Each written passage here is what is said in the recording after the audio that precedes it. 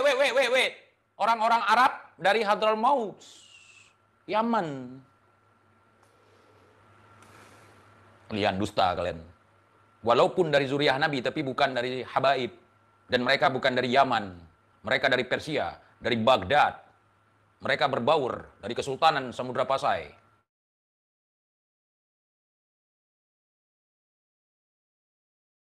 Kesempatan kali ini saya ingin membahas tentang kebenaran bahwa Habaib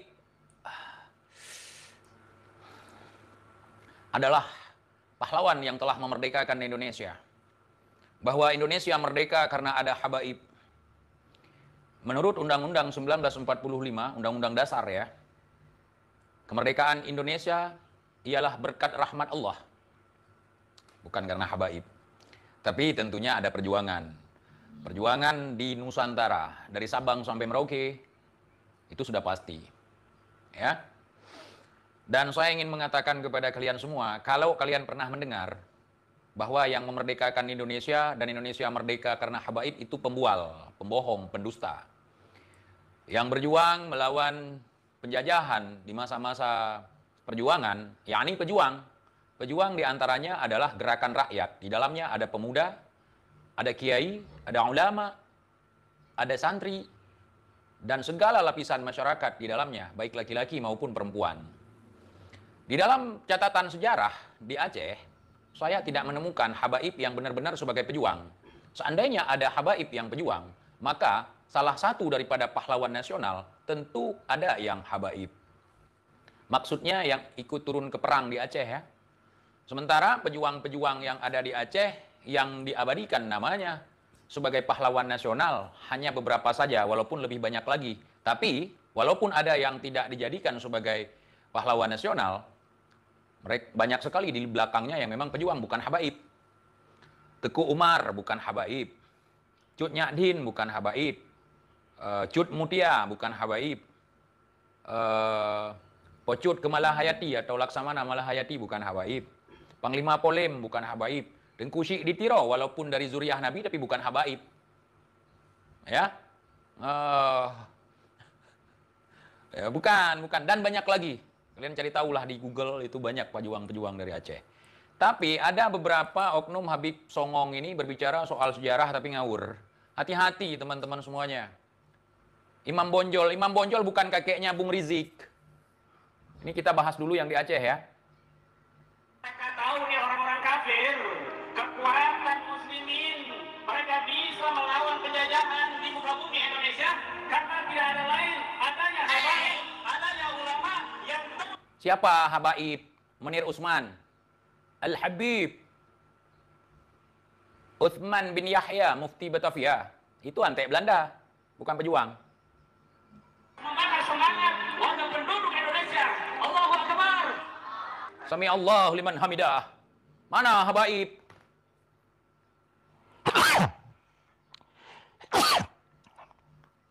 Bersin saya dengarnya. Belum pernah kalian lihat saya bersin lagi live kan? Kalau udah berbicara masalah pejuang, ini Habaib loh yang ngomong. Di majelis Habaib.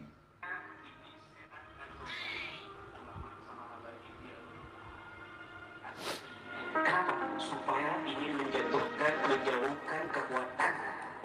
Mereka adalah gerombolan-gerombolan tukang klaim. Kerbau punya susu, sapi punya nama. Susu kerbau dibilang susu kambing. Nah, itulah mereka. Kita dengar pernyataan dari gerombolan ini. Tidak dikenali, udah nasihat para ulama tadi. Para habaib, para kiai, nggak mungkin dipisah-pisahkan. Kedengeran nggak? Hah? Mereka bersatu. Mereka bersatu. Karena zaman dulu, sejarah. Di kitab Nasrul Islam fi Dinuk, Syaki Asia fi Dinuk, Syaki Afrika. Siapa orang yang menyebarkan Islam di Asia Tenggara dan Asia Afrika? Disebutkan di situ bahwasanya orang orientalis Belanda, mereka ini bingung kenapa kok kekuatan pribumi memiliki kekuatan semangat untuk melawan penjajahan Belanda. Ternyata di situ dipimpin oleh para habaib. Tolong Bib, Tolong Bib. Habib yang mendukung peperangan di Nusantara melawan Belanda, Habib apa namanya? Habib Utsman bin Yahya. Habib Utsman bin Yahya itu ada lencana di sini. Masya Allah ente, pembohong kalian, pendusta, kadzab.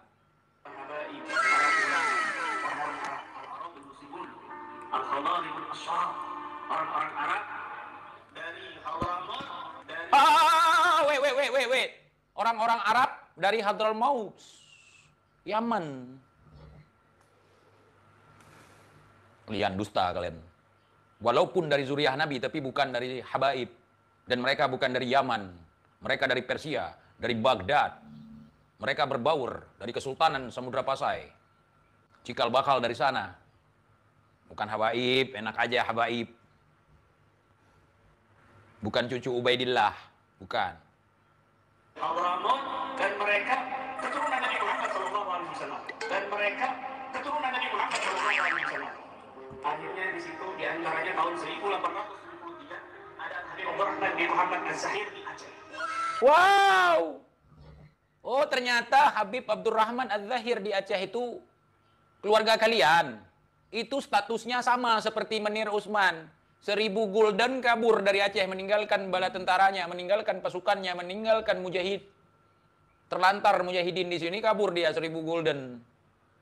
Kalau kalian nggak percaya, bongkar aja di Google, banyak sekarang beredar. Oh, itu fitnah segala macam, buktikan dengan sejarah kalian.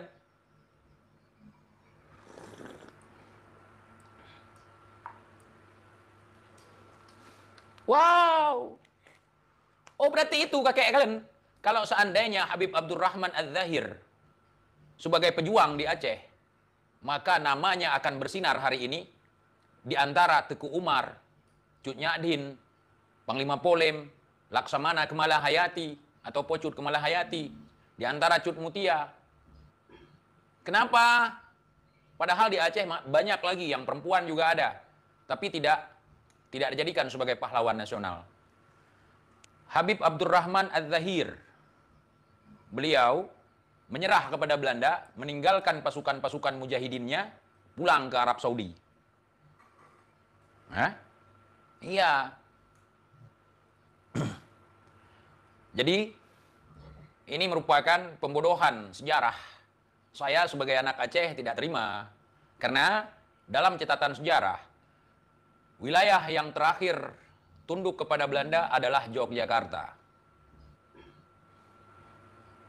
Kemudian Aceh, walaupun Aceh kalah, ya boleh dibilang kalah, tapi kedaulatannya tidak diberikan kepada Belanda. Justru pengkhianat yang memberikan itu kepada Belanda. Walaupun Raja Aceh pada akhirnya ketangkap gara-gara pengkhianat, menyuruh beliau turun di persembunyian, gara-gara keluarganya ditahan, beliau tidak mau menyerah kepada Belanda. Dan tidak ada Habaib. Gue udah bilang sama kalian, gue kenal Habaib ini setelah 98. Awalnya kita panggil Sayyid, Makam Syarif, atau Tuanku, Tengku.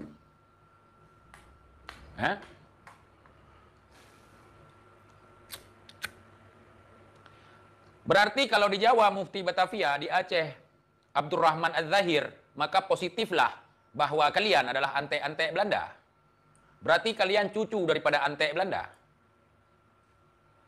Di sana ada Utsman bin Yahya, di sini ada Abdurrahman Az-Zahir.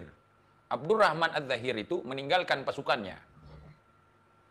Meninggalkan pasukan mujahid karena ada uang. Banyak pejuang-pejuang kecewa dengan beliau dan mengklaim beliau sebagai pengkhianat waktu itu.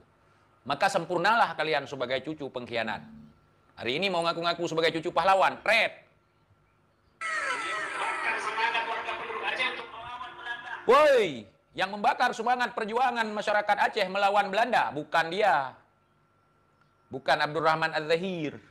Teku Umar, Teku Syekh di Tiro, Panglima Polem, Abu Syekh, Tengku Syekh Pantai Kulu, yang paling terkenal dengan hikayat perang Sabilnya. Tengku Syekh Pantai Kulu, Subhanallah wahdahu wa bihamdihi, khaliqul badri wa laili azza wa jalla. Ulun puja po sidropo syukur ke Rabbi ya aini, kegamo negeri bersuci Aceh mulia. Rajak perang musuh beruntuh dum si tre nabi. Yang ngeungki ke Robbi ke ponyang esa. Oh kasiwah sirawah syahid dalam perang tak senang. Saat itu menang, maka orang Belanda ini akhirnya di situ diantaranya Tidak ada dalam catatan sejarah Belanda bahwa Az-Zahir ini sosok yang menakutkan. Az-Zahir ini berhasil dibayar oleh Belanda 1000 gulden, kemudian dia pulang kampung. Dan itu sejarah yang sangat memilukan dan memalukan.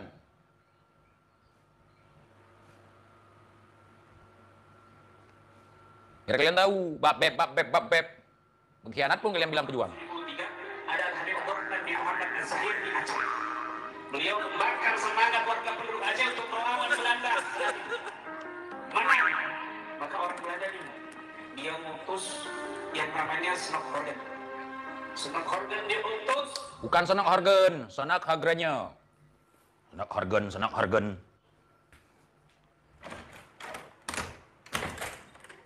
Senak Hargen. Entah dari mana kalian nemu sejarah. ini ada apa kekuatannya orang Arab ini, kenapa? Orang Arab mana? Jadi kakek kami, leluhur kami kemana? Pengecut semua. Sehingga harus datang orang dari Yaman. Kalian aja ke Indonesia karena menghindar daripada peperangan. Bagaimana mungkin kalian mau berperang, sedangkan kalian menghindar daripada perang? Pengecut-pengecut yang lari dari negerinya, sok-sokan mau perang. Bilang aja mau dagang. Pulang haji ini orang Indonesia memiliki semangat yang luar biasa, ilmu yang luar biasa. Nggak ada ngaruh sama orang Arab, sama orang Libanon, sama orang Spanyol. Nggak ada. Nggak ada. Ini bahaya teman-teman, sejarah-sejarah seperti ini. Seolah-olah leluhur kita berpangku tangan. Contoh seperti Bung Rizik datang ke Aceh, mengambil jenazah-jenazah tsunami. Habis itu mereka cerita, tiap tahun cerita, mau pemilu cerita. Seolah-olah kami di Aceh cuma hongkang-hongkangan, tidak pernah melakukan aktivitas apapun. Enak aja main klaim kalian. Cut Nyadin itu sampai matanya tidak bisa melihat lagi, sakit-sakitan, tidak mau menyerah kepada Belanda. Tidak mau. Teguh Umar 2 kali berpura-pura menyerah kepada Belanda untuk menggondol semua alutsista Belanda, bahkan golden mereka. Aduh. Seandainya Zahir itu merupakan seorang pahlawan, dia ada namanya di daftar nama-nama para pahlawan. Kenapa dia tidak ada? Dia udah kabur duluan. Dikasih 1000 gulden, kabur dia, sama nasibnya.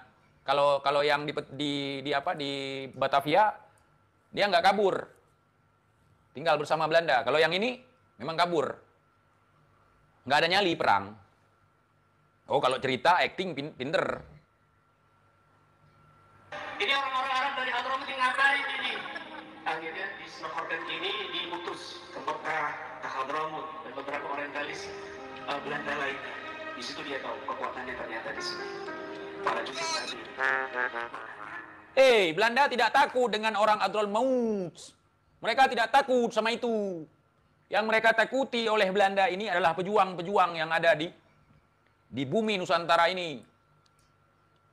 Belanda cek ombak ke Aceh.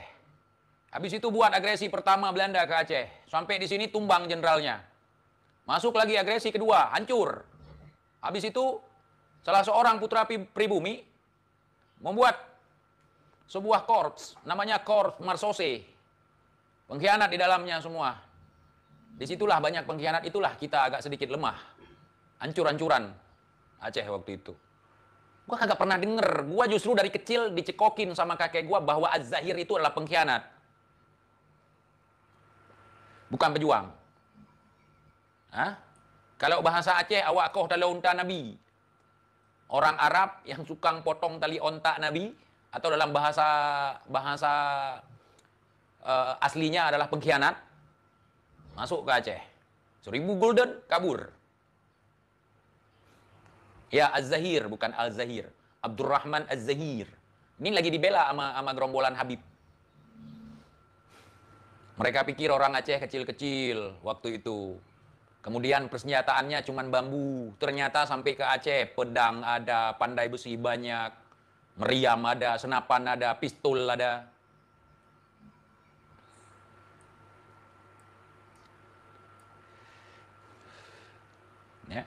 Kalian jangan ngomong sejarah.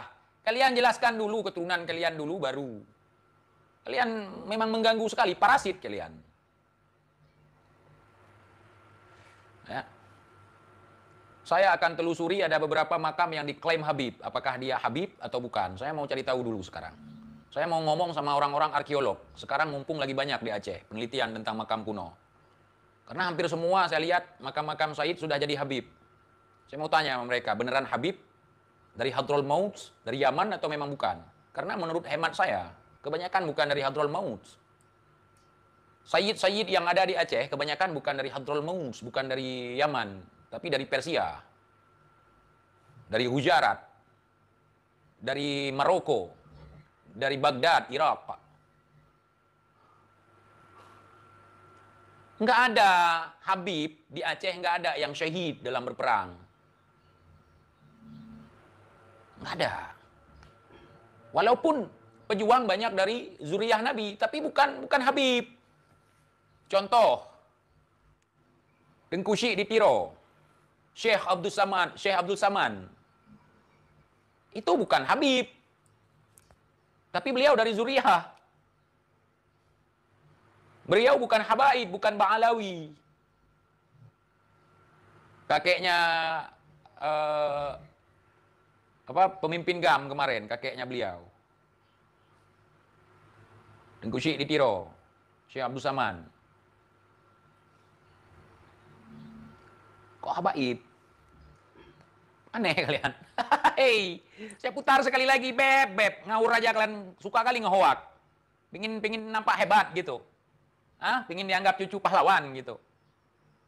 Bisa melawan penjajahan di muka bumi Indonesia karena tidak ada lain, adanya Habaib. Karena tidak ada lain, karena adanya Habaib. Berarti menafikan dong. Menafikan Teku Umar, itu bukan Habaib. Menafikan Cut Nyadin, Cut Mutia, Pocut Kemalahayati, Panglima Polem. Gimana kalian? Pocut Merah Intan, walaupun tidak dimasukkan di dalam nama-nama pahlawan. Padahal beliau sangat berjasa sekali. Suaminya menyerah ke Belanda, beliau langsung buat ultimatum. Kalau ente menyerah ke Belanda, ceraikan saya minta pasah. Tidak ada tempat untuk pengkhianat. Aneh kalian, dari mana? Siapa yang otak-atik sejarah? Yang suka otak-atik sejarah, dia adalah penjajah. Yang suka otak-atik sejarah, dia adalah keturunan penjajah. Menafikan perjuangan-perjuangan yang dilakukan oleh leluhur kami. Adanya ulama yang terus membakar semangat untuk penduduk Indonesia. Allahu Akbar. Nih gua kasih tahu, nih Beb. Sejarah yang sudah maklum dan umum, walaupun sekarang banyak di otak-atik. Yang mungkin sejarah ini tidak masuk di dalam kurikulum. Bung Karno 2 kali datang ke Aceh, minta perlindungan. Sekaligus minta bantuan. Ya.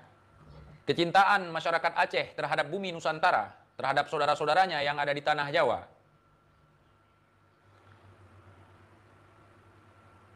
Menyumbangkan 2 pesawat terbang, yakni Selawah RI 001 dan Selawah RI 002. 2 pesawat terbang. Tambah 1 armada laut, kapal induk, yang dibeli dari Uni Soviet waktu itu. Kemudian membebaskan lahan Senayan, sekaligus menyumbangkan 28 kilo emas sebagai lambang kedikdayaan Indonesia yang ditaruh di atas Tugu Monas. 28 kilo, sisanya dari daerah lain. Ya, membiayai